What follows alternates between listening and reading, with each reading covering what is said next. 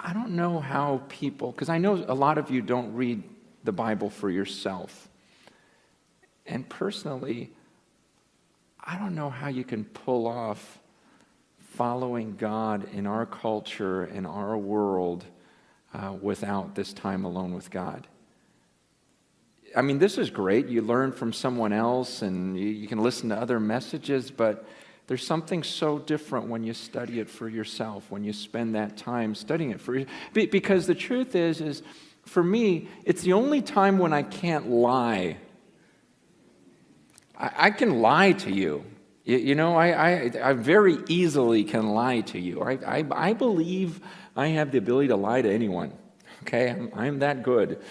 Great quality to have in your pastor. I can. It's really not that hard to deceive someone. I can pretend that I'm humble. I know the way to say it and the looks on my face and just the right words to make you think that I'm humble or to think that I'm close to God or to think whatever you want to think about. I mean, we get pretty good at communication. Most of us are pretty good at communicating who we want other people to think we are.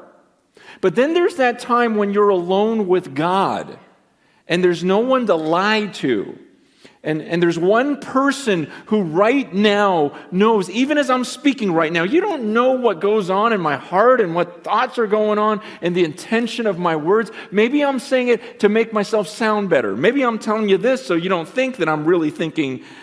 You know what I mean? There's all of that going on. You don't know. But then I'm alone with God's Word. Then I'm alone and I'm studying the book for myself. And here's God telling me I've got to do something. And here's a God that I can't. He knows not only my words, but the intention, the heart. He knows when I'm trying to sound good, even in my prayers.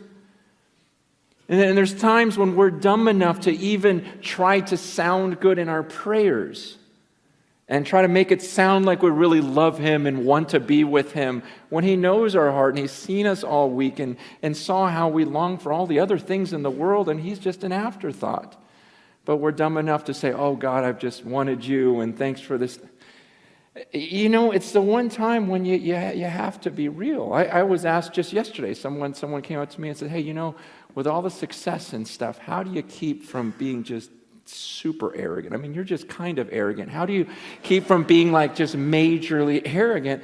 And again, I just go, man, I don't know how anyone survives without spending time alone with God.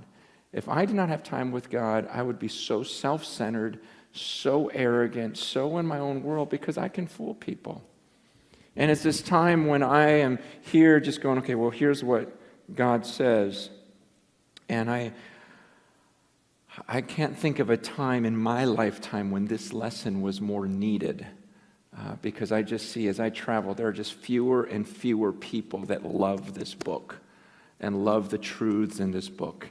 And people instead are looking for new ideas, new thoughts, and they'd rather listen to opinions of other people rather than really looking at this book that's been around for thousands of years.